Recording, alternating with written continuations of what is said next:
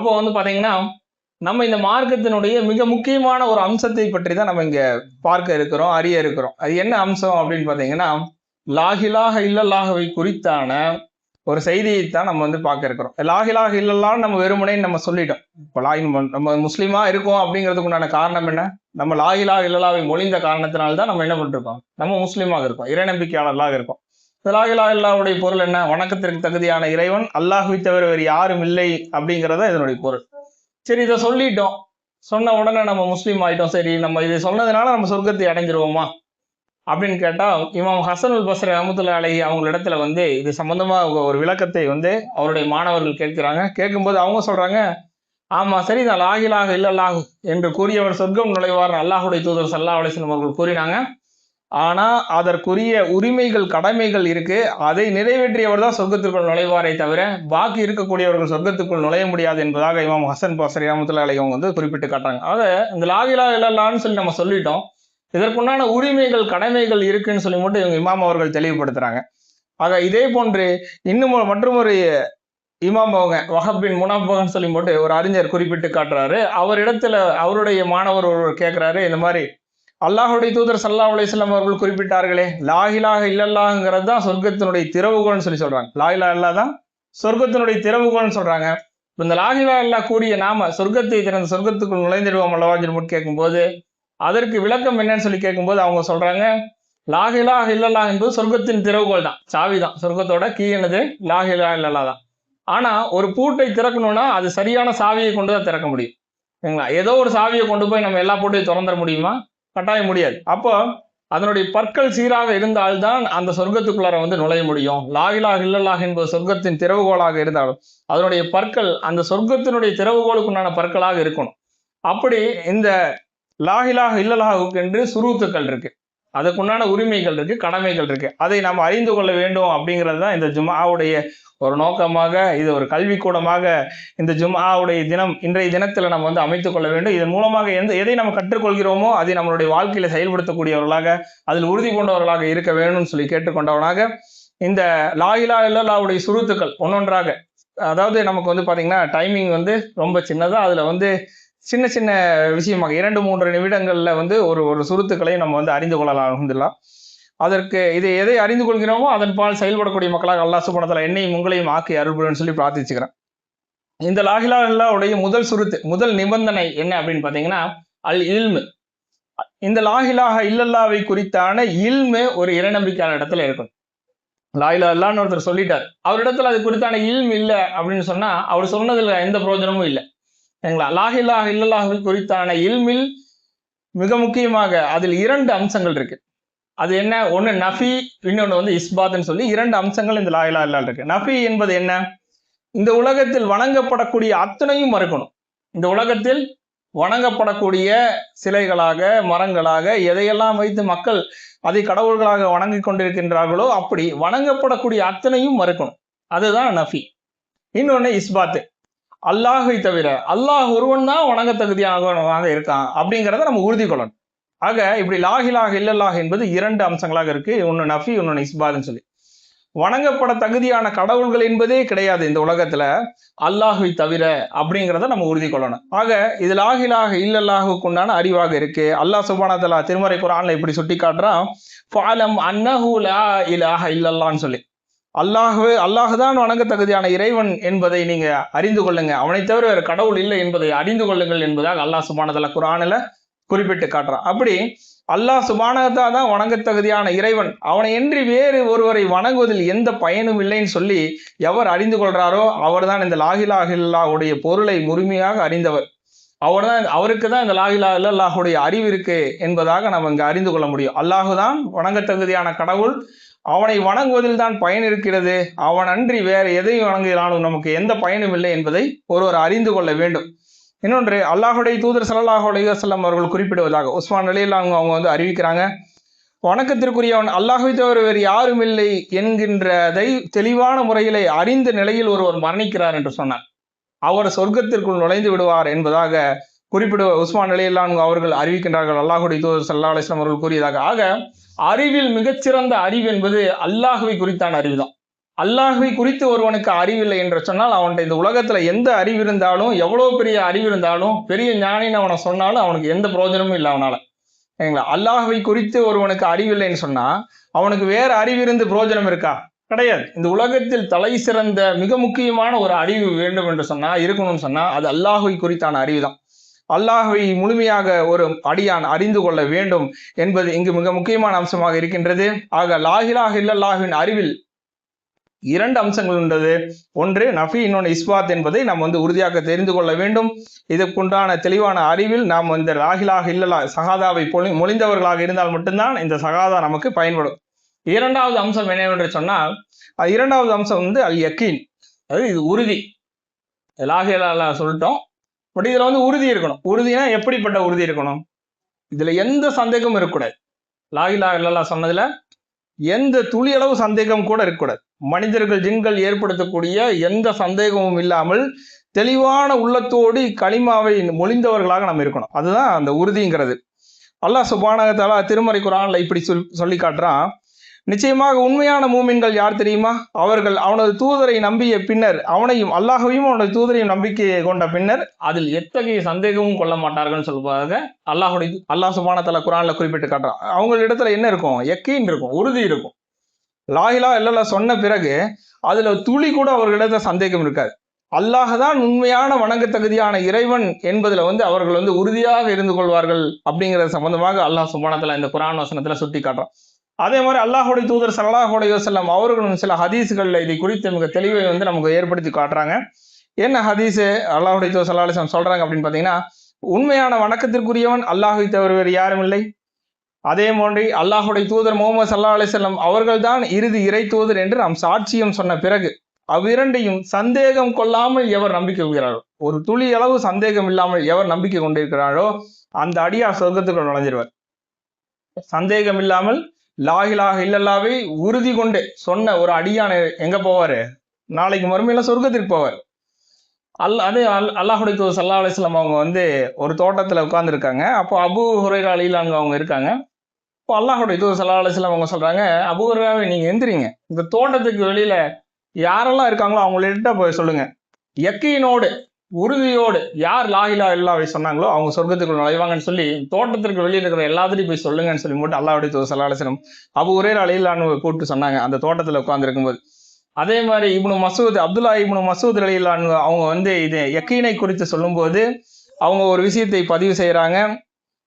பொறுமைங்கிறது ஈமான் பாதியா இருக்கு. ஈமான்ல ஒரு முழுமையான ஈமான் இருக்கு அப்படின்னா அதுல பாதி என்னது? பொறுமை. சரிங்களா? அல்லாஹ் சுப்ஹானஹு வ தஆலா இந்த உலகத்தில் ஏற்படுத்தி இருக்கக்கூடிய அத்தனையும் சகிச்சு கொண்டு பொறுமையாக இருப்பது ஈமானில் பாதியாக இருக்கு. ஈமானின் முழுமை என்ன? ஈமானின் முழுமை என்பது அல் யக்கீன், உறுதி. இந்த லா இலாஹ இல்லல்லாஹ்வில் ஒரு இறை நம்பிக்கையாளன் கொண்டிருக்கக்கூடிய உறுதி இருக்கு இல்லைங்களா, அதுதான் இந்த ஈமானின் முழுமையானது என்பதாக அப்துல்லா இப்னு மசூத் ரலியல்லாஹு அறிவிக்கிறாங்க. அப்துல்லா இப்னு மசூத் ரலியல்லாஹுடைய கருத்தை நம்ம ஒரு தலையாய கருத்தாக எடுத்துக்கொள்ள முடியும். ஏன்னா அல்லாஹ்வுடைய தூதருடைய காலத்திலிருந்து குர்ஆனுக்கு விளக்கம் சொல்லக்கூடிய ஒரு நபராக அப்துல்லா இப்னு மசூத் ரலியல்லாஹு அவங்க இருந்தாங்க. அவருடைய சொல்லுங்கிறது மிகச் சிறப்பான ஒரு சொல்லாக இருக்கிறது. குர்ஆனுடைய முழுமையான ஒரு விளக்கமாக இருந்து கொண்டிருக்கிறதுங்கிறத நம்ம இங்க தெரிஞ்சுக்கணும். அப்படி லா இலாஹ இல்லல்லாஹுடைய இந்த கலிமாவினுடைய 2வது கடமை ஒரு மூமினுக்கு என்ன இருக்கும் அப்படின்னு சொன்னா அல் யக்கீன் இருக்கின்றது, இந்த கலிமாவின் மீது உறுதி இருக்கின்றது என்பதை நம்ம அறிஞ்சு கொள்ள முடியுது. அதே மாதிரி இதற்கு அடுத்தபடியாக லா இலாஹ இல்லல்லாஹுடைய சுருத்துல 3வது சுருத் என்னன்னு பார்த்தீங்கன்னா கபூல். கபூல்னா என்ன? ஏற்றுக்கொள்வது. இந்த லா இலாஹ இல்லல்லாஹ்ங்கிற இந்த கலிமாவை உள்ளத்தால் உறுதி கொண்டு நாவால் இதை மொழிந்து ஏற்றுக்கொள்ள வேண்டும். அதுதான் அல் கபூல்னு சொல்லக்கூடியது. அப்போ உள்ளத்தால் உறுதி கொண்டு நாவால் மொழிந்து இந்த கலிமாவை ஏற்றுக்கொள்றோமே, இதை குறித்து அல்லாஹ் சுப்ஹானஹு வ தஆலா தன்னுடைய திருமறை குர்ஆனிலே இவ்வாறு குறிப்பிட்டிருக்காங்க. அல்லாஹ்வை தவிர இலாஹ் இல்லைன்னு சொல்லி அந்த மக்களுக்கு கூறப்பட்டுச்சு. யாருக்கு? அன்றைக்கு அல்லாஹ்வுடைய தூதருடைய காலத்துல காஃபிர்களாக கருதப்பட்டார்களே அந்த மக்களுக்கு அல்லாஹ்வை தவிர வேறு கடவுள் இல்லைன்னு சொல்லப்பட்டுச்சு. சொல்லப்பட்ட உடனே அவங்க என்ன சொன்னாங்க பார்த்தீங்கன்னா, இந்த கலிமாவை நாம எந்த அளவுக்கு அறிஞ்சிருக்கிறோமோ அதை விட அதிகப்படியாக இந்த கலிமாவின் உள்ளடக்கத்தை முழுமையாக அறிந்தவர்களாக அன்னைக்கு இருந்த காஃபிர்கள் அந்த மக்கள் இருந்தாங்க. அல்லாஹ்வுடைய தூதர் ஸல்லல்லாஹு அலைஹி வஸல்லம் எதற்காக அனுப்பப்பட்டாங்க? இந்த லா இலாஹ இல்லல்லாஹ்வை நிலைநாட்டுவதற்காக தான். வணங்க தகுதியான இறைவன் அல்லாஹ் தவிர வேறு யாரும் இல்லை என்பதை அந்த மக்களிடத்துல நிலைநாட்டுவதற்காக தான் அனுப்பப்பட்டாங்க. அவர்கள் இந்த லா இலாஹ இல்லல்லாஹ்வை மொழியும் வரை அவரிடத்திலே நான் சண்டையிடுவேன்னு சொல்லி அல்லாஹ்வுடைய தூதர் ஸல்லல்லாஹு அலைஹி வஸல்லம் அவங்க சொன்னாங்க. அப்படி இந்த லா இலாஹ இல்லல்லாஹ்வை நிலைநாட்டுவதற்காகத்தான் அல்லாஹ்வுடைய தூதர் ஸல்லல்லாஹு அலைஹி வஸல்லம் அவர்கள் அனுப்பப்பட்டாங்க. அதற்கு முன்பிருந்த அத்துணை தூதர்களும் அனுப்பப்பட்டாங்க. ஆக இந்த லா இலாஹ இல்லல்லாஹ் என்பது அல்லாஹ்வை தவிர வணங்கத்தகுதியான இறைவன் வேறு யாரும் இல்லை என்பதை மிக தெளிவாக யார் அறிந்திருந்தான்னு பாத்தீங்கன்னா, அன்னைக்கு மக்காவில் இருந்த காஃபிர்கள் அறிந்திருந்தாங்க. அன்னைக்கு பாத்தீங்கன்னா அங்கு இருந்த யூதர்கள் கிறிஸ்தவர்களும் இதை தெளிவாக அறிந்திருந்தாங்க. வேதக்காரர்களும் தெளிவாக அறிந்திருந்தாங்கிறத அல்லாஹ் சுப்ஹானஹு வ தஆலா குர்ஆன்ல சுட்டி காட்டுறான். எப்படி சொல்றாங்க? அல்லாஹ் சுப்ஹானஹு வ தஆலா குர்ஆன்ல இப்படி சொல்றான், அல்லாஹ்வை தவிர இலாஹ் இல்லை என்று அவர்களுக்கு கூறப்பட்டால் மெய்யாகவே அவர்கள் பெருமை அடித்தவர்களாக இருந்தனர். ஒரு பைத்தியக்கார கவிஞருக்காக நாங்கள் எங்கள் தெய்வங்களை கைவிட்டு விடுவோமா என்று அவர்கள் கூறுகின்றனர். அல்லாஹுடைய தூதர் அல்லாஹ்வை தவிர இலாஹ் இல்லை, கடவுள் இல்லை என்று அந்த மக்களிடத்துல சொல்லும் போது, லா இலாஹ இல்லல்லாஹ்வை மொழியும் போது அவங்க என்ன சொன்னாங்கன்னு பாத்தீங்கன்னா, இன்னும் ஹதீஸ்கள்ல நம்ம பார்க்கும்போது அவர்கள் நீங்கள் அல்லாஹ்வை விடுத்து பாக்கி அத்துணை கடவுள்களையும் நிராகரித்து அல்லாஹ்வை மட்டுமே தனிப்பட்ட கடவுளாக நீங்கள் ஆக்க விரும்புகிறீர்களான்னு சொல்லி போட்டு அல்லாஹ்வுடைய தூதர் இடத்துல கேட்கிறாங்க. எப்படி? அல்லாஹ்வை தவிர இந்த உலகத்தில் இருக்கிற அத்துணை கடவுள்களை மறுத்து அல்லாஹ்வை மட்டும் ஒரே ஒரு கடவுளாக தனிப்பட்ட கடவுளாக நீங்கள் ஆக்க விரும்புகிறீரா? அதற்கு நாங்கள் உடன்பட மாட்டோம்னு சொல்லி அந்த காஃபிர்கள் சொன்னாங்க. அப்போ அவர்களுக்கு இந்த லா இலாஹ இல்லல்லாஹ்வை குறித்த தெளிவான ஒரு அறிவு இருந்தது. இன்னைக்கு பாத்தீங்கன்னா நம்ம சமூகத்துல பாத்தீங்கன்னா நிறைய அரசியல்வாதிகள் சாதாரணமாக மக்களை பார்த்து வணக்கம் சொல்லிடுறாங்க. வணக்கத்திற்குரியவன் யாரு? அல்லாஹ்வை தவிர யாரும் இல்லை, இல்லைங்களா? அப்போ வணக்கம் சொல்றாங்க, அந்த கோயிலுக்கு அழைச்சிட்டு போறாங்க. இன்னைக்கு அரசியல் களத்துல பாத்தீங்கன்னா சர்வசாதாரணம் ஆகிப்போச்சு. நிறைய மக்கள் என்ன ஆகுறாங்க, முஸ்லீம் பெயர் வச்சுட்டு அங்க போய் வாக்கு கேட்கறதுக்காக வேண்டி அங்க போய் நிக்கிறதையெல்லாம் நம்ம பாக்குறோம். சமீப காலமாக எலெக்ஷன் வரும்போதெல்லாம் நம்ம பார்த்துட்டு இருக்கோம். ஆக லா இலாஹ இல்லல்லாஹ்னு ஒருத்தர் சொல்றாரு அப்படின்னு சொன்னா, அந்த லா இலாஹ இல்லல்லாஹ் என்பதை அவர் உள்ளத்தை ஏற்றுக்கொள்ளணும். எப்படி? உள்ளத்தால் உறுதி கொண்டு நாவால் அதை ஏற்றுக்கொள்ள வேண்டும். அதில் அவர் உறுதியாக இருக்கணும். எப்படி? காஃபிர்கள் பாத்தீங்கன்னா அன்னைக்கு இதை முழுமையாக அறிந்திருந்து மறுத்தாங்க, பெருமையின் காரணமாக மறுத்தாங்க. அதே போன்று வேதக்காரர்களும் மறுத்தாங்க அப்படிங்கறத அல்லாஹ் சுப்ஹானஹு சொல்லி காட்டுறான். வேதத்தை உடையோரில் அதிகமானவர்கள் உண்மை அவர்களுக்கு இன்னதென்று தெளிவாக தெரிந்த பின்னரும் அவர்கள் பொறாமையின் காரணமாக இந்த ஈமானுக்கு அவர்கள் முரண்பட்டார்கள் என்பதாக அல்லாஹ் சுப்ஹானஹு வ குறிப்பிட்டு காட்டுறான். பொறாமைப்பட்டாங்க. என்னுடைய இனத்திலிருந்து இந்த முகமது நபி வரலையே அப்படிங்கிற ஒரு பொறாமை வேதக்காரர்களுக்கு இருந்தது. அதை கொண்டு அவங்க என்ன பண்ணாங்க பார்த்தீங்கன்னா, அல்லாஹுடைய தூதரை நிராகரித்ததோடு மட்டுமின்றி அல்லாஹுவையே நிராகரித்தாங்க. அதை தான் அல்லாஹ் சுப்ஹானஹு வ தஆலா இங்க சுட்டி காட்டுறான். ஆக இந்த கலிமாவினுடைய உண்மையான பொருளை அறிந்து அதை உள்ளத்தால் உறுதி கொண்டு அதை நாவால் மொழிந்து இதை ஏற்றுக்கொண்ட மக்களாக நம்ம இருக்கோம். அது நம்ம இது மூன்றாவது அம்சமாக இது இருக்கு. இந்த கலிமாவினுடைய நான்காவது அம்சம் என்னன்னு சொல்லா, அல் இன்கியாது. இன்கியாது என்பது கட்டுப்படுதல். இந்த லா இலாஹ இல்லல்லாஹ் எதை நமக்கு மொழிந்ததோ அதற்கு நாம் முழுமையாக கட்டுப்பட வேண்டும். களப்பற்ற முறையிலே அல்லாஹுக்காக இந்த லா இலாஹ இல்லல்லாஹ்வை மொழிந்தவர்களாக நாம் இருப்பதோடு மட்டுமின்றி, இந்த லா இலாஹ இல்லல்லாஹ் எதை நமக்கு கட்டளையிட்டு இருக்கின்றது, அல்லாஹும் அல்லாஹுடைய தூதரும் எதையெல்லாம் நமக்கு கட்டளையிட்டு இருக்கின்றார்களோ அது அத்தனைக்கும் கட்டுப்படுவது இந்த லா இலாஹ இல்லல்லாஹுக்கு கட்டுப்படுவதாக ஆகும். அல்லாஹ் சுப்ஹானஹு வ தஆலா திருமறை குர்ஆனில் இவ்வாறு குறிப்பிட்டு காட்டுகின்றான், வ அனீபு இலா ரப்பிக்கும் வ அஸ்லிமு லஹு, உங்கள் இறைவன் பால் திரும்பி அவனுக்கே முழுமையாக கட்டுப்படுங்கள் என்பதாக குறிப்பிட்டு காட்டான். அல்லாஹ்வின் பால் நாம் திரும்பக்கூடிய மக்களாக நாம் இருக்க வேண்டும். அது மட்டுமின்றி அவனுக்கு முழுமையாக கட்டுப்படணும். எந்த அளவுக்கு கட்டுப்படணும் அப்படிங்கும்போது அல்லாஹ் சுப்ஹானஹு வ தஆலா இங்கு குர்ஆனில் இப்ராஹிம் அலைஹிஸ்ஸலாத்தை சுட்டி காட்டுறான். உதாரணமாக யார் இருக்கா? இப்ராஹிம் அலைஹிஸ்ஸலாம் இருக்காங்க. அவங்கள அல்லாஹ் சுப்ஹானஹு வ தஆலா என்ன பண்ணா? கடுமையா சோதிச்சான். என்னெல்லாமோ சோதனைகள் வந்தது. ஆனாலும் அவங்க என்ன பண்ணாங்க? இந்த மார்க்கத்தில் உறுதியோடு இருந்தாங்க, அல்லாஹுக்கு கட்டுப்பட்டவர்களாக இருந்தாங்க. இப்போ நாவால் மொழிவது ஒண்ணு. இப்போ பாத்தீங்கன்னா இந்த இடத்துல இன்கியாதுக்கும் இதுக்கு முன்னாடி கபூலுக்கும் உண்டான வித்தியாசம் என்னன்னு பாத்தீங்கன்னா, கபூல் என்பது உள்ளத்தால் உறுதி கொண்டு நாவால் மொழிவது, அவ்வளவுதான். இன்கியாத் என்பது நம்ம உடலால் இந்த லா இலாஹ இல்லல்லாஹ்வை செயல்படுத்துவது, நம்ம செயல்பாடுகளில் லா இலாஹ இல்லல்லாஹ்வை வெளிப்படுத்துவது தான் அல் இன்கியாதுங்கிறது. அப்படி பாத்தீங்கன்னா அதற்கு உதாரணமாக யாரு? இப்ராஹிம் அலைஹிஸ்ஸலாம் இருந்தாங்க. அவருடைய மகனை பலியிட சொல்லி அல்லாஹ் கட்டளையிட்டான், பலியிட துணிஞ்சாங்க. தன்னுடைய மனைவி மக்களை கொண்டு போய் பாலைவனத்துல விட்டுடுவாங்கன்னு அல்லாஹ் கட்டளையிட்டான். அவர் போய் விட்டுட்டு வந்தாரு. அல்லாஹுடைய உற்ற தோழராக இருந்தாருன்னு சொல்லி அல்லாஹ் சுப்ஹானஹு வ தஆலா சுட்டி காட்டுறான். அப்படி இப்ராஹிம் அலைஹிஸ்ஸலாத்தை நமக்கு முன்னிறுத்தி இந்த மார்க்கத்தில் நாம் அல்லாஹுக்கு கட்டுப்படுவதில் நாம் முன்னாடி நிக்கணும் அப்படிங்கிறத நம்ம இங்கிருந்து அறிந்து கொள்ள முடிகிறது. ஆக இந்த லா இலாஹ இல்லல்லாஹ் என்ற இந்த கலிமாவினுடைய நான்காவது அம்சமாக அல் இன்கியாத் இருக்கு. இந்த கலிமாவுக்கு கட்டுப்படுவதற்கு. ஆக அப்படி நாம கட்டுப்படக்கூடிய மக்களாக நாம் இந்த உலகத்துல வாழ்ந்து மரணிக்கணும். அதே மாதிரி இதனுடைய 5வது அம்சம் என்னன்னு பார்த்தீங்கன்னா சிதுக்கு என்பது இதை உண்மைப்படுத்துவது. இந்த ஷஹாதாவை உண்மைப்படுத்தக்கூடிய மக்களாக நாம் இருக்கணும். கலிமாவை நாவினால் மொழிகிறோம், உள்ளத்தால் அதை உறுதி கொண்டோம், அதை நம்ம செயல்படுத்துகிறோம். ஆக இதை பார்த்தீங்கன்னா உண்மைப்படுத்தணும். அல்லாஹ் சுப்ஹானஹு வ தஆலா திருமறை குர்ஆன்ல இப்படி சொல்லி காட்டுறான். சில மக்கள் இருந்தாங்க, அவங்க நாவால் இந்த கலிமாவை மொழிந்தாங்க, ஆனால் அவங்களுடைய உள்ளத்தில் என்ன இல்லை? இந்த கலிமா இல்லை, அந்த ஈமான் இல்லை. அதை குறித்து அல்லாஹ் சுப்ஹானஹு வ தஆலா அல் பக்ராவில் மிக தெளிவாக ஒரு வசனத்தில் சுட்டி காட்டுறான். وَمِنَ النَّاسِ مَن يَقُولُ آمَنَّا بِاللَّهِ وَبِالْيَوْمِ الْآخِرِ وَمَا هُمْ بِمُؤْمِنِينَ يُخَادِعُونَ اللَّهَ وَالَّذِينَ آمَنُوا وَمَا يَخْدَعُونَ إِلَّا أَنفُسَهُمْ وَمَا يَشْعُرُونَ.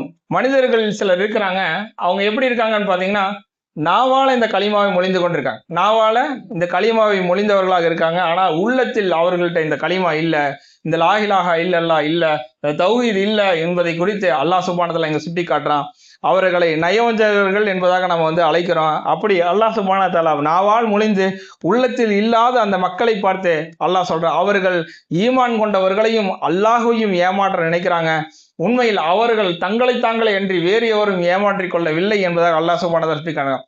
சிதுக்கு இருக்கணும். இந்த தௌஹீதை நம்ம மொழிகிறோம், சொல்றோம் அப்படின்னு சொன்னா அதில் உண்மை இருக்கணும் அப்படிங்கிறத இங்கே நம்ம இந்த வசனத்தின் மூலியமாக நம்ம தெரிந்து கொள்ள முடிகிறது.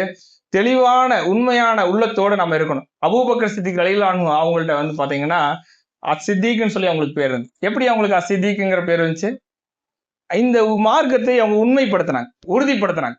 எந்த அளவுக்கு உண்மைப்படுத்தினாங்க, உறுதிப்படுத்தினாங்கும் போது காஃபிர்கள் அபூபக்கர் சித்திக் ரலியல்லாஹு அன்ஹு அவங்கள்ட்ட வராங்க. அபூபக்கரை பாருங்க அப்படி சொல்லி போட்டு வராங்க. என்ன சம்பவம் நடந்து போயிடுச்சு, அப்படி பெரிய சம்பவம் நடந்து போயிடுச்சு அப்படின்னா, ரசூல் ஸல்லல்லாஹு அலைஹி வஸல்லம் மிஹ்ராஜுக்கு போயிட்டு வந்துட்டாங்க. மிஹ்ராஜ் ஒரு இரவுல போயிட்டு வந்துட்டாங்க. பைத்துல் முகத்தஸ் போயிட்டாங்க, வானத்துக்கு போயிட்டாங்க, சொர்க்கத்தை நரகத்தை பார்த்துட்டாங்க, அல்லாஹ் இடத்துல உரையாடிட்டே வந்துட்டாங்க ரசூல் ஸல்லல்லாஹு அலைஹி வஸல்லம். இதை ரசூல் ஸல்லல்லாஹு அலைஹி வஸல்லம் சொல்லிட்டாங்க. சொன்ன உடனே இந்த காஃபிர்களுக்கு கூடுதலாக ஒரு சந்தோஷம் ஆயிடுச்சு. இப்படி ஒரு செய்தி நமக்கு கிடைச்சிருச்சு, இதை வச்சு நம்ம என்ன பண்ணிடலாம், அல்லாஹுடைய தூதருடைய பிரச்சாரத்தை முடக்கிடலாம், அவர்களுடைய இந்த மார்க்கத்தை உடைச்சிடலாம்னு சொல்லி என்ன பண்றாங்க பார்த்தீங்கன்னா, ரசூலுல்லாஹ்வுடைய மிக நெருங்கிய நண்பர் அபூபக்கர் சித்திக் ரலியல்லாஹு அன்ஹுட்ட அந்த சமயத்தில் அபூபக்கர் சித்திக் ஊர்ல இல்லை, வெளியூர்ல இருக்காங்க. அப்பதான் வர்றாங்க. வர்றவங்களை பிடிச்சி பார்த்தீங்களா அப்படின்னு போட்டு உங்களுடைய தூதரை நம்மளுடைய தூதரை பைத்தியக்காரரு இந்த மாதிரி எல்லாம் சூனியக்காரன்லாம் சொல்லிட்டு இருந்தாங்க. அப்போ பாருங்க, உங்களுடைய தூதர் இப்படி உண்மைப்படுத்திட்டாரு, ஒரு இரவுல இப்படி எல்லாம் போயிட்டு வந்துட்டாராமா அப்படின்னு சொல்லி போட்டு அபூபக்கர் சித்திக் ரலியல்லாஹு அன்ஹு சொன்ன உடனே அபூபக்கர் சொன்னாங்க, இதை விட மிக பயங்கரமான ஒரு செய்தியை நான் நம்பிக்கிட்டு இருக்கேன், இதை விட ரொம்ப பெரிய ஒரு செய்தியை நான் நம்பிட்டு இருக்கேன், இது என்ன பிரமாதம், இதெல்லாம் சாதாரணமா நம்பிடுவேன் அப்படிங்கிறாங்க. அப்படி என்ன செய்தி நீங்க நம்பிட்டு இருக்கீங்க அப்படிங்கும் போது அபூபக்கர் சித்திக் என்ன சொல்றாங்க, அவர் அல்லாஹுடைய தூதரு, அவருக்கு அல்லாஹ் வானத்திலிருந்து வஹி இறக்கி தர்றான், அதையே வாங்கி அவர் சொல்றாருங்கிறதையே நான் நம்பிட்டு இருக்கேன். வானத்துல ரப்புல் ஆலமீன் இருக்கான், அவன் இந்த செய்திகளை எல்லாம் திருமறை குர்ஆனுடைய செய்திகளை எல்லாம் முஹம்மது ஸல்லல்லாஹு அலைஹி வஸல்லம் கொடுக்குறான், முஹம்மது ஸல்லல்லாஹு அலைஹி வஸல்லம் அதை எடுத்து சொல்றாங்க அப்படிங்கிறதையே நான் நம்பிட்டு இருக்கேன் போது, முஹம்மது ஸல்லல்லாஹு அலைஹி வஸல்லம் இந்த மாதிரி ஒரு இரவுல போயிட்டு வந்தாங்கிறது நம்புறதுக்கு எனக்கு எவ்வளவு பெரிய விஷயம் ஆயிருப்போகுது, இது ஒரு சாதாரண விஷயம், இதை விட பெரிய விஷயமா அல்லாஹ்ட்ட இருந்து செய்தி வருதுங்கிறதையே நான் நம்புறேன் அப்படிங்கிறத அபூபக்கர் சித்திக் சொல்றாங்க. அதனால அபூபக்கர் சித்திக் சித்திக்குங்கிற பேர் இருந்துச்சு, உண்மையாளர், உண்மைப்படுத்தினார்.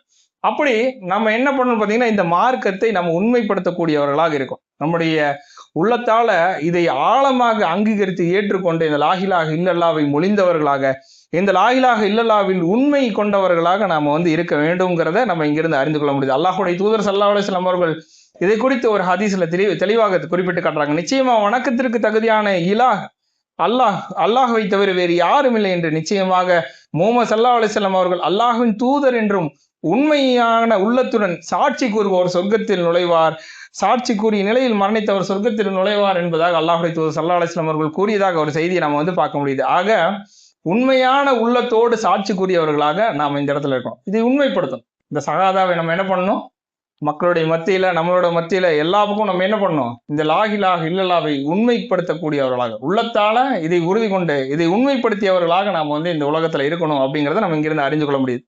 6வது அம்சமாக உள தூய்மை, அல் இஹ்லாஸ், மன தூய்மையோடு இந்த லா இலாஹ இல்லல்லாஹ்வை அங்கீகரித்தவர்களாக நாம் இருக்க வேண்டும். சிற்கில் சாயல் படிந்த அத்துணையும் விட்டு இந்த லா இலாஹ இல்லல்லாஹ்வை உளப்பூர்வமாக அல்லாஹுக்காக, அல்லாஹ்வின் திருமுகத்துக்காக கூறியவர்களாக இருக்க வேண்டும்ங்கிறத இதனுடைய 6வது அம்சமாக இருந்து கொண்டிருக்கிறது. அல்லாஹ் சுப்ஹானஹு வ தஆலா திருமறை குர்ஆனிலே இவ்வாறு குறிப்பிட்டு காட்டுறான்.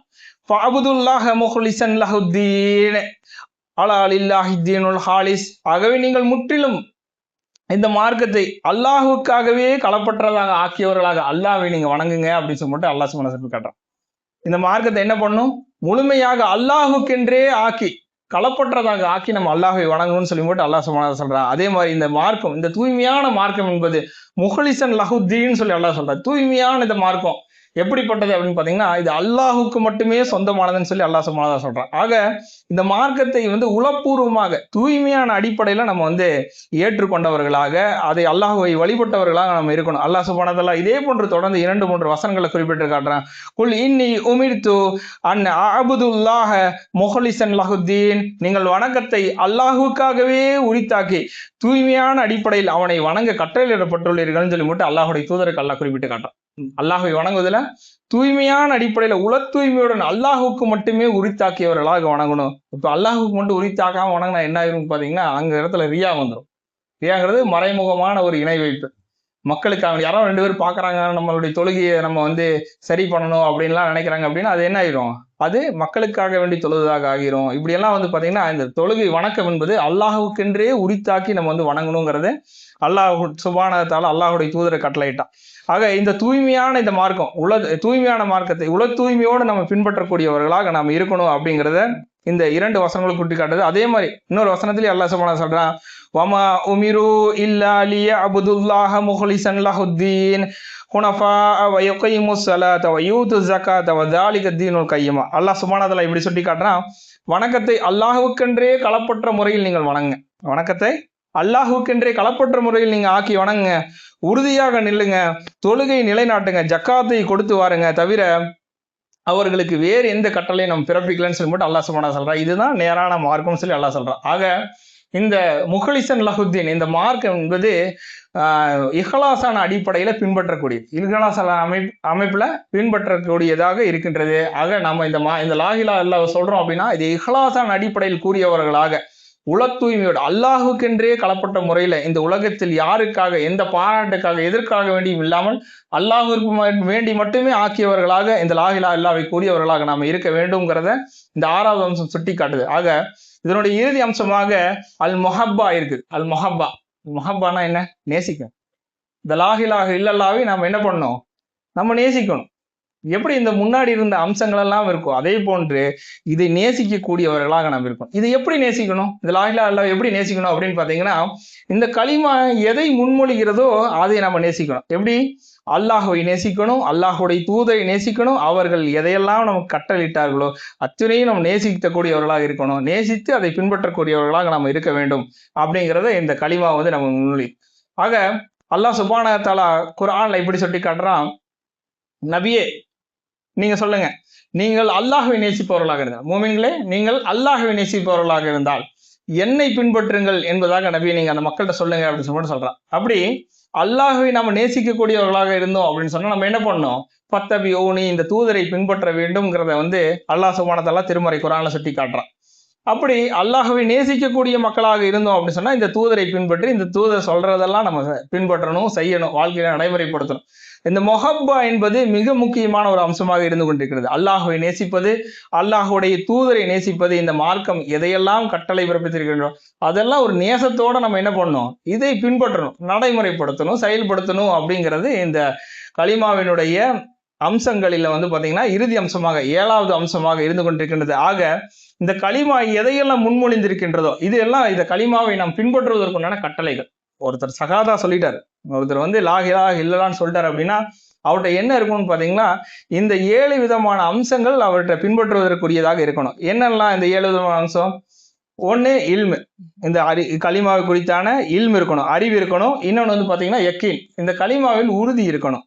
3வதா பார்த்தீங்கன்னா இந்த கலிமாவை உளப்பூர்வமாக ஏற்றுக்கொண்டு அங்கீகரித்து நாவால் மொழிந்திருக்க வேண்டும். காஃபிர்கள் எல்லாம் எப்படி நம்ம மறுத்தாங்களோ அது போன்று இல்லாமல் இதை என்ன பண்ணணும்? உளப்பூர்வமாக ஏற்றுக்கொண்டு அதை நாவால் மொழிந்திருக்க வேண்டும். பின்ன அதுக்கடுத்து பார்த்தீங்கன்னா இந்த கலிமாவை உண்மைப்படுத்தணும். உண்மைப்படுத்தக்கூடிய சிதுக்கு சரிங்களா, உண்மைப்படுத்தக்கூடியவர்களாகவும் இஹ்லாஸான அடிப்படையில் இந்த கலிமாவை மொழிந்தவர்களாகவும் இந்த கலிமாவை நேசிக்கக்கூடியவர்களாக இருந்தாலும் மட்டும்தான் என்ன பண்ண முடியும், நம்ம இந்த கலிமாவுடைய சரியான பொருளை அறிந்து அதை உணர்ந்தவர்களாக இதற்குண்டான பிரதிபலனை நாளை மறுமையில் அடையக்கூடியவர்களாக நாம் இருப்போம். எதை குறித்து நாம் இந்த ஜுமாவில் இந்த மிக முக்கியமான இந்த சஹாதா கலிமாவை குறித்து நம்ம அறிந்தோமோ அதன்பால் பின்பற்றக்கூடிய மக்களாக, அதன்பால் மக்களை ஏவக்கூடிய மக்களாக அல்லாஹ் சுப்ஹானஹு வ தஆலா என்னையும் உங்களையும் ஆக்கி அருள் புரிய வேண்டும் பிரார்த்தித்தவனாக இந்த முதல் உரையை நிறைவு செய்கிறேன். வாஹிர் தவானா அல்ஹம்துலில்லாஹி ரப்பில் ஆலமீன்.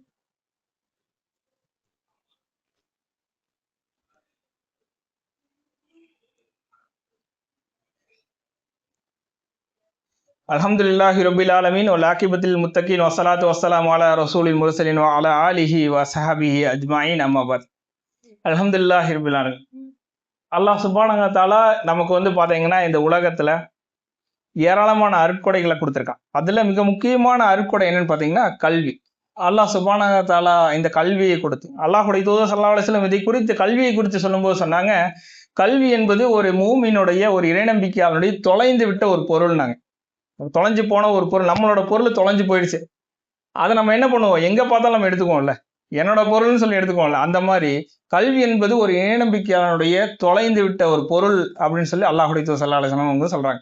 அப்படி இந்த கல்வியை நம்ம எடுத்துக்கொள்ளணும். மார்க்கத்தை பொறுத்த வரையும் கல்விங்கிறது மிக முக்கிய அம்சத்தை கொண்டது, மிக முக்கியமான ஒரு அம்சம். கல்வி அறிவுள்ள ஒரு அடியானை செய்தானால் வழிகெடுப்பது மிகச்சிரமம். கல்வி அறிவற்ற ஒருவன் பார்த்தீங்கன்னா சீக்கிரமா வழி தவறிடுவான்.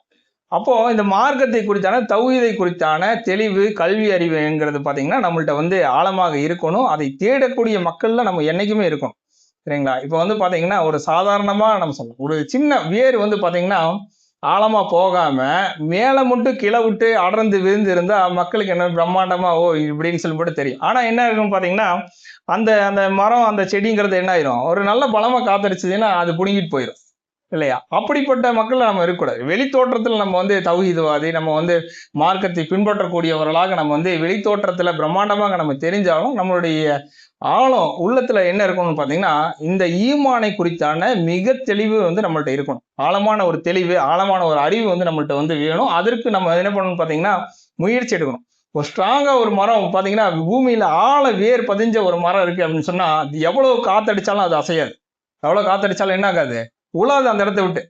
அப்படி என்ன பண்ணணும்னு பார்த்தீங்கன்னா நம்ம ஈமானில உறுதியோடு இருக்கணும்னு சொன்னா என்ன வேணும், நமக்கு இந்த கல்வி அறிவு, மார்க்கத்தை குறித்தான தெளிவு வேணும். அதை குறித்து உண்டான ஒரு முயற்சி என்ன பண்ணணும்னு பார்த்தீங்கன்னா ஒரு இறைநம்பிக்கையாளன் எப்பவுமே முயற்சி எடுத்துக்கொண்டே இருக்கணும். இமாம் ஷாஃபி ரஹ்மத்துல்லாஹி அலைஹி ஒரு முறை சொல்லுவாங்க, அவர் மிகப்பெரிய ஒரு அறிஞராக ஆன பின்னாடி அவரிடத்துல அவர் சொல்லுவாங்க, நான் இப்பொழுதுதான் ஒரு மாணவனாக உணர்றேன்னு சொல்லுவாங்க.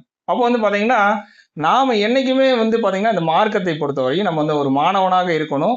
அதற்கு உண்டான முயற்சியை நம்ம எப்பவுமே எடுத்துக்கொண்டே இருக்கணும். இன்றைக்கு இப்போ பார்த்தீங்கன்னா இன்னைக்கு உண்டான சூழ்நிலை பார்த்தீங்கன்னா நமக்கு எப்படி இருந்தாலும் நம்ம கல்வி கற்றுக்கொள்ளக்கூடிய ஒரு நிலையில் நம்ம என்னைக்குமே இருக்கணும். இப்போ பார்த்தீங்கன்னா இன்னைக்கு பரபரப்பா ஓடிட்டு இருக்குது தேர்தல் களம். எல்லா பக்கமும் பார்த்தீங்கன்னா நம்ம மக்களை பிரச்சாரத்துக்கு போயிட்டு இருக்காங்க, அதை பண்றாங்க இதை பண்றாங்க. முக்கியமாக நம்ம பார்த்தீங்கன்னா இந்த தேர்தலை குறித்து மார்க் அறிஞர்களுடைய நிலைப்பாடு என்ன, எப்படி நம்ம இதை அணுகிறது அப்படிங்கிறத பற்றி ஒரு சின்ன ஒரு குறிப்பை மட்டும் நான் சொல்லிடுறேன். இப்போ ஆரம்ப காலத்தில் அல்லாஹ்வுடைய தூதருடைய காலத்தில் இந்த மார்க்கத்தை பொறுத்தவரை அங்கே என்ன இருந்தது அப்படின்னு பார்த்தீங்கன்னா கலீஃபாக்கள் ஆட்சி தான் ஆரம்ப கட்டமாக இருந்தது. அல்லாஹ்வுடைய தூதர் ஸல்லல்லாஹு அலைஹி வஸல்லம் அவங்க பார்த்தீங்கன்னா இந்த மூமின் முஸ்லீம் சமூகத்திற்கு ஒரு தலைவராக இருந்தாங்க அவங்களுடைய மரண முறை. அதுக்கப்புறம் கலீஃபாக்கள் ஆட்சி இருந்தது. அப்போ என்ன ஆகுதுன்னு பார்த்தீங்கன்னா அபூபக்கர் சித்திக் ரலியல்லாஹு வந்தாங்க, அவங்க மரண முறை அவங்க தான் தலைவர். அதற்கடுத்து உமர் ரலியல்லாஹு அவங்களுடைய மரண முறை அவர்கள் தான் தலைவர். அப்படி பார்த்தீங்கன்னா கலீஃபாக்கள் ஆட்சி முடிஞ்ச பின்னாடி அதற்கப்புறம் என்னாச்சுன்னு பார்த்தீங்கன்னா அரசாட்சிகள் ஆரம்பமாச்சு. அன்னைக்கு பார்த்தீங்கன்னா அரபு தீபகற்பத்தில் அரசர்கள் ஆட்சி பண்ண ஆரம்பிச்சாங்க. முஆவியா ரலியல்லாஹு அவங்களுடைய அரசராக இருந்தாங்க. அதற்கு பிறகு தொடர்ந்து அரசர்கள் ஆண்டு வந்தாங்க. இப்போ பார்த்தீங்கன்னா நாம எல்லாம் பார்த்தீங்கன்னா இந்தியா இந்த மாதிரி மற்ற மற்ற நாடுகள் இருக்கக்கூடிய முஸ்லீம் நாடுகள் அல்லாத மற்ற நாடுகள் இருக்கக்கூடிய மக்களை பொறுத்த வரையும் இங்கே பெரும்பான்மையான மக்கள் பார்த்தீங்கன்னா மற்ற மக்கள் இருக்காங்க, அல்லாஹை வணங்காத பிற மக்கள் இருக்காங்க. அப்போ இவர்களிடத்துல நம்ம பார்த்தீங்கன்னா நம்ம சிறுபான்மை தான். சரி, அப்போ இவங்களிடத்துல நம்ம இங்கே எப்படி இருக்கணும் அப்படிங்கிற குறித்தான தெளிவெல்லாம் பார்த்தீங்கன்னா இந்த நிறைய வரலாற்று பூர்வமாக நிறைய நம்ம இது சம்மந்தமாக சொல்லலாம். ஆனா இதுக்கு நம்ம வந்து இங்க இருக்கக்கூடிய அரசாங்கத்துக்கு கட்டுப்பட்டு, இங்க இருக்கக்கூடிய சூழ்நிலைக்கு கட்டுப்பட்டு நம்ம வாழ வேண்டியது நம்ம மீது ஒரு பொறுப்பாக இருக்கு, கடமையாக இருக்கு. நம்ம வந்து பாத்தீங்கன்னா இந்த தௌஹீதை இந்த அரசாங்கம் மறுக்காத வரையும், தொழுகிறத வந்து நிறுத்தாத வரையும், எல்லா விஷயத்திலையும் மார்க்கத்தை பின்பற்றுறதுல நம்மை தடுக்காத வரையும், நாம இவர்களோட நம்ம இருக்கிறதுக்கு நமக்கு என்ன இருக்கு, நமக்கு முழுமையான நம்ம வந்து இவங்களோட வந்து நம்ம பயணம் பண்ணணும். அதுக்கு உண்டான ஒரு எல்லாமே வந்து மார்க்க அறிஞர்கள் வந்து தெளிவுபடுத்துறாங்க. அப்படி வந்து பாத்தீங்கன்னா அந்த ஓட்டு போடுற சம்பந்தமான விஷயத்தை பொறுத்தவரையும் சொல்லும்போது என்ன சொல்றாங்கன்னு பாத்தீங்கன்னா, இந்த ஓட்டு நிறைய பேர் என்ன பண்ணுவாங்கன்னு பாத்தீங்கன்னா ஓட்டே போட மாட்டாங்க. எதுக்கு இந்த இந்த அரசாங்கம் இது என்ன இஸ்லாம் சொல்லிச்சா, அல்லது வந்து ரசூல் ஸல்லல்லாஹு அலைஹி வஸல்லம் செஞ்சாங்களா, அல்லது வந்து சகாபாக்கள் செஞ்சாங்களா, நான் எதுக்கு போய் ஓட்டு போடணும்னு சொல்லி போட்டு கேட்கக்கூடிய கூட்டமெல்லாம் இருக்கும். பட் அப்படி நம்ம வந்து இருக்கக்கூடாது. நம்ம இருக்கக்கூடிய சூழ்நிலையை பொறுத்து இந்த மார்க்கம் என்பது பாத்தீங்கன்னா இந்த உலகத்துல பல்வேறுபட்ட மக்கள் இருந்தாலும் எல்லாத்துக்கும் பொதுவானது இந்த மார்க்கம். எல்லாத்துக்கும் தேவையான எல்லா விஷயங்களையும் உள்ளடக்கியதுதான் இந்த மார்க்கம், இல்லைங்களா? முழுமை பெற்ற மார்க்கம் சொன்னா என்ன சொல்லுவோம்? இஸ்லாமிய மார்க்கம் தான். இந்த உலகத்துல வேற எந்த மார்க்கமும் முழுமை பெற்றதா கிடையாது. அப்போ அவர்களுக்கு தேவையான எல்லா கல்வி ஞானமும் இந்த மார்க்கத்துல இருக்கு. அதுக்குண்டான எல்லா தீர்வும் இந்த மார்க்கத்துல இருக்கு. அப்படி இந்த இடத்துல நம்ம என்ன பண்ணணும்னு பாத்தீங்கன்னா, இப்படி புறக்கணித்துட்டு போறத மார்க்க அறிஞர்கள் வந்து வலியுறுத்தல. அதே மாதிரி இந்த நோட்டாக்கு குத்துவோம். இவங்க 2 பேத்துக்கு குத்த மாட்டேன், போய் நோட்டாக்கு குத்துவேன். அந்த மாதிரியும் நமக்கு இப்ப நம்ம என்ன பண்ணணும் இந்த இடத்துல அப்படின்னு பாத்தீங்கன்னா, ஓட்டு போடும்போது தீமை எங்க குறைவாக இருக்கோ, இப்ப இவன்கிட்ட தீமை ஜாஸ்தி இருக்கு, இவன்கிட்ட தீமை கம்மியா இருக்கு அப்படின்னா தீமை குறைவான இடத்தை நம்ம ஆதரிக்கணும். அதுதான் வந்து பாத்தீங்கன்னா இங்க இந்தியா போன்ற நாடுகள்ல இருக்கக்கூடிய மார்க் அறிஞர்களுடைய நிலைப்பாடாக இருக்கு. அதையும் தான் நம்ம ஃபாலோ பண்ணணும். இப்போ வந்து நம்ம போய் நோட்டாக்கு குத்திட்டோம், இந்த தீமை குறைவா இவனுக்கு ஆதரவாளர்கள் சில பேர் இருப்பாங்க, அவனுக்கு ஆதரவாளர்கள் நிறைய பேர் இருப்பாங்கன்னு வச்சுக்கோங்க. நம்மளுடைய ஓட்டு என்ன ஆயிரும், ஒண்ணு இல்லாம போயிடும். கடைசியில என்ன ஆயிரும், நம்ம வந்து இவங்களையும் ஜெயிக்க வைக்க முடியாது, தீமை குறைவான இவங்களையும் ஜெயிக்க வைக்க முடியாம போயிடும், இல்லைங்களா? அப்ப தீமை ஜாஸ்தியா இருக்கிறவங்க மேலோங்கி வந்துருவான். வந்துட்டாலும் நம்ம நம்ம தீமைகளை அனுபவிக்க வேண்டிய நிலைமை ஆயிரும். இதே நிலைமை தான் பர்மா போன்ற நாடுகள்ல வந்து நடந்துச்சு. அப்படிதான் முஸ்லிம்கள் அங்கெல்லாம் அழிக்கப்பட்டாங்க, சரிங்களா? அவங்க வந்து இந்த ஓட்டை வந்து முழுமையா புறக்கணிச்சாங்க. அப்படி வந்து பாத்தீங்கன்னா இந்த மாதிரி மக்கள்ல வந்து நம்ம இருக்கக்கூடாது. நம்ம என்ன பண்ணணும்னு பாத்தீங்கன்னா தீமை குறைவாக எங்க இருக்கோ, இப்போ இவங்க ஓரளவுக்கு முஸ்லிம்களை ஆதரிக்கிறாங்க, ஓரளவுக்கு பரவாயில்ல அப்படின்னு இருக்கும்போது அந்த இடத்த நம்ம என்ன பண்ணணும், நம்ம ஆதரிக்கணும், அவர்கள் பக்கம் நம்ம நிக்கணுங்கிறத மார்க் அறிஞர்களுடைய நிலைப்பாடாக இருக்கு. இதை நம்ம பின்பற்றணும்னு சொல்லி கேட்டுக்கொண்டவனாக இந்த ஜும்ஆவுடைய உரை நிறைவு செய்கிறேன். வாஹிர் தஅவானா அல்ஹம்துலில்லாஹி ரப்பில் ஆலமீன். அகீமுஸ் ஸலாத்.